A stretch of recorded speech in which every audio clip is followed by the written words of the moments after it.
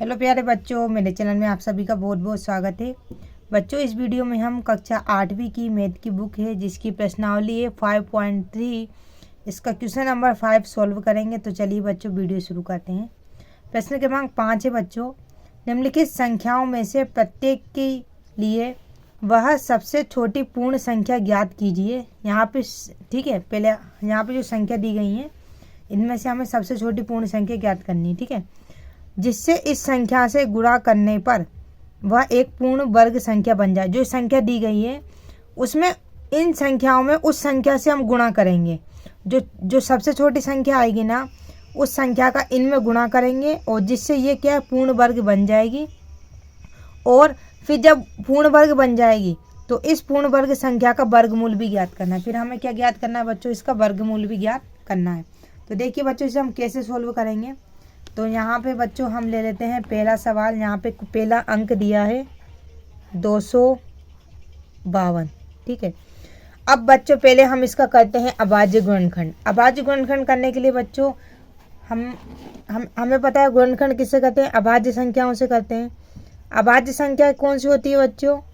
अभाज्य संख्या वह संख्याएं होती है जो केवल एक बार पहाड़े में आती है, दूसरी बार नहीं आती है। ठीक है, आप ये चीज़ नोट कर लीजिए।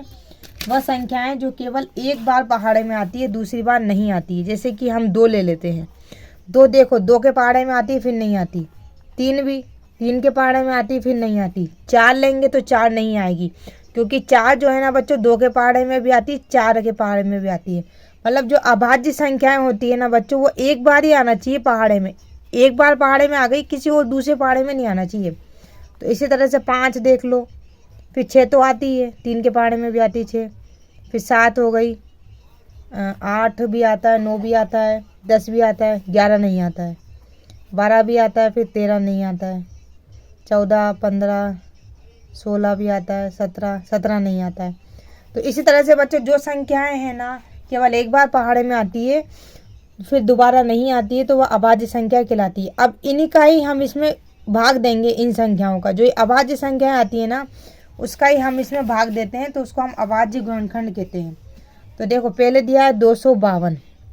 ठीक है, अब 252 का भाग अब इन्हीं में से देना है। तो पहले हम 2 से भाग दे के देखेंगे इसमें। तो हम बच्चों 252 का इसमें भाग देते हैं। तो चलिए बच्चों 252 का भाग हम 2 में देते हैं।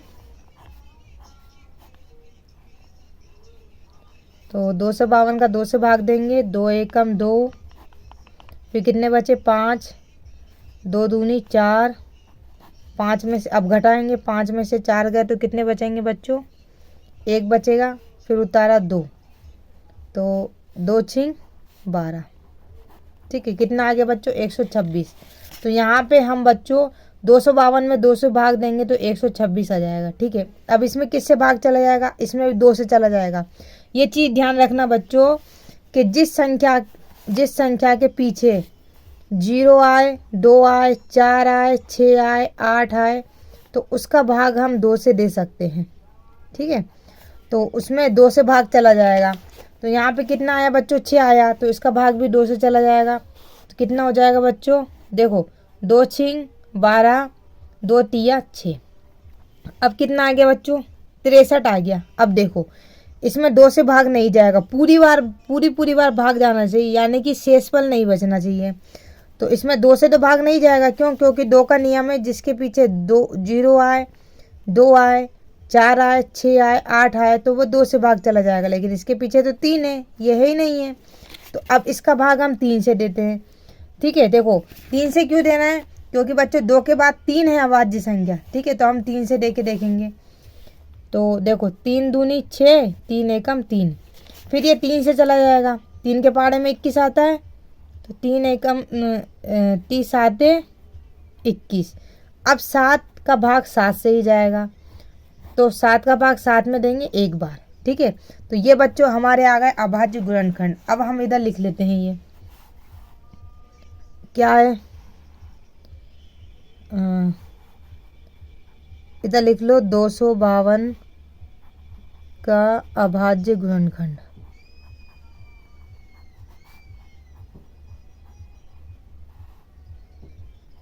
गुणनखंड। ठीक है, तो 252 बराबर, ये ना है बच्चों, ठीक है, ये पूरे लिख लो। 2 गुणित 2 गुणित 3 गुणित 3 गुणित 7। अब देखो बच्चों, अब ये प्रश्न ये बोल रहा था बच्चों कि निम्नलिखित संख्याओं के प्रत्येक की व छोटी से छोटी पूर्ण संख्या ज्ञात कीजिए जिसका इस संख्या से गुणा करने पर वह पूर्ण वर्ग बन जाए। ठीक है, तो देखो बच्चों, अब यहाँ पे जोड़े निकालने हैं। देखो 2 का जोड़ा भी बन रहा है, 3 का जोड़ा भी बन रहा है, लेकिन 7 का जोड़ा नहीं बन रहा है। यदि हम इसमें 7 से गुणा कर देते हैं, किससे गुणा कर देते हैं? 7 से, तो यह एक पूर्ण वर्ग बन जाएगी। यहाँ पे 7 नहीं है, 7 एक कम है, तो हम क्या लिख सकते हैं बच्चों? इसमें लिख दो 252 को पूर्ण वर्ग बनाने के लिए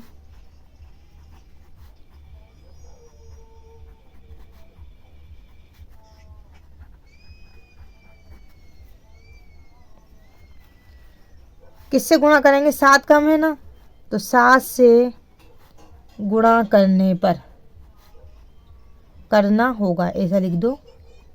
ठीक है, तो चलो अब हम लिख लेते हैं इधर 252। ठीक है, इसमें गुणा करेंगे 7 का। अब इसमें गुणा करेंगे तो इस पूरे में भी पीछे 7 का गुणा करना पड़ेगा। पहले ऐसा का ऐसा उतार लो। अब इसमें क्या घट रहा है? 7, मतलब 7 का गुणा इस तरफ भी करना है, 7 का गुणा इधर भी करना है, यानी 7 का गुणा इधर भी करना है, उधर भी करना है। ठीक है, तो चलो अब हम इसको गुणा कर देते हैं। तो देखो बच्चों, गुणा करते हैं। 1 सत्ते 7, 2 सत्ते 14। पहले 7 का गुणा इस पूरे में करेंगे। 7 दूनी 14, यहाँ से लाई 1 सत्ते 7, 2 सत्ते 14, 3 सत्ते की 4, 5 सत्ते 35, 35 और 1 36, 36 की 6 यहाँ से लाई 3, फिर 7 दूनी 14, 14 में 3 जोड़े तो 17। ठीक है, अब इनका भी गुणा करेंगे तो यही आना चाहिए 764। ठीक है, तो देखो 2 दूनी 4, फिर 4 में 3 का गुणा करेंगे, 4 तिया 12, 12 में 3 का गुणा करो, 12 एकम 12, 12 24, 12 तिया 36, फिर 36 में 7 से गुणा करेंगे।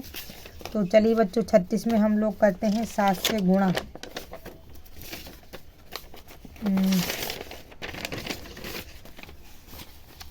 36 में 7 से गुणा करो तो 7 छिंग 42, हासिल आई 4, फिर 7 21, 21 और 4 25। ठीक है, फिर जो आंसर आ रहा है इसमें ये 7 बच रहा है, तो हाँ वो आ गया ना। देखो बच्चों, 252 में हमने 7 से गुणा किया तो ये 1764 आ गया था।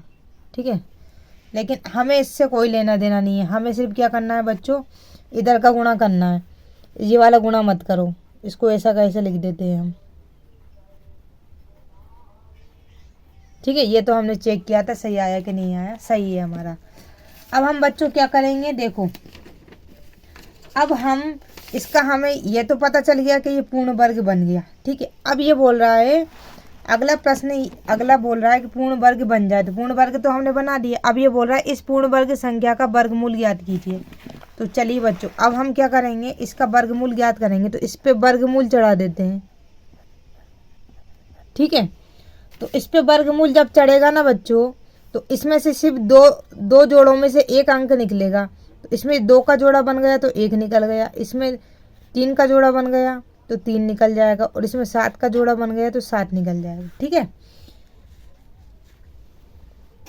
तो 1764 का वर्गमूल कितना हो जाएगा? इन सब का गुणा कर दो,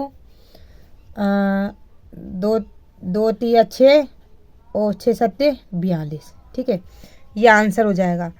तो बच्चों, यह सवाल मैंने बहुत ही डीपली तरीके से आप लोगों को समझाने की कोशिश करी। उम्मीद करती हूँ मैं अच्छे से समझ में आया होगा।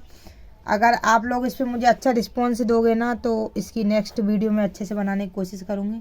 तो बच्चों, मिलते हैं हम लोग नेक्स्ट इसी क्वेश्चन के नेक्स्ट सवाल में। तब तक के लिए धन्यवाद।